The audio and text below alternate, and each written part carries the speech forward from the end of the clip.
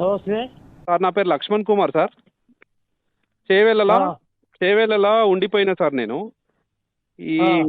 చేవేళ్ళలా ఇంత పెద్ద యాక్సిడెంట్ అయింది సార్. కనీసం అవును. స్పందిస్తలేదేం సార్ మీరు? ఎవరు? మీరు ఎందుకు? కాలే అదే సారేనా మాట్లాడేది? అవును. కనీసం స్పందిస్తలేరేందన్నా మీరు? దేని గురించి?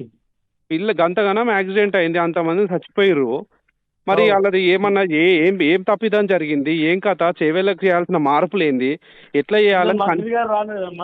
మంత్రులు వచ్చి మాట్లాడేది మళ్ళా అరే మీరు అలాగే చేస్తారా? అరే మీరు మీరు మీరు లోకల్ పర్సనే ఆడా. ఎవరు మీరు మీ- నువ్వెవరు? నా పేరు లక్ష్మణ్ కుమార్, గట్కేసర్లు ఉంటా. చేవెళ్ళలో 7 సంవత్సరాలు ఉండిపోయినా. ఏం చేసావు? నేను ప్రైవేట్ టీచర్గా పనిచేసిన.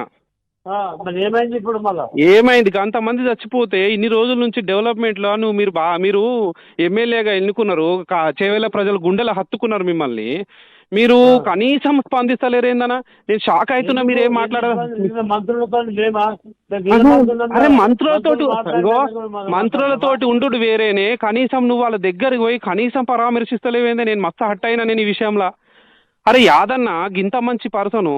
అరే చేవెళ్ళ ప్రజలు అత్తుకుర్రు గుండెకు.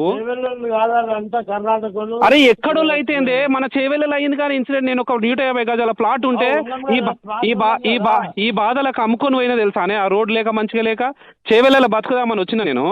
వస్తే ఆ రోడ్ బాగా లేక ఒకరోజు ఇన్నోవా యాక్సిడెంట్ అయింది తెలుసా? పొద్దున్నే 4 గంటలకు ఇన్నోవా. మస్తు మంది చనిపోయారు.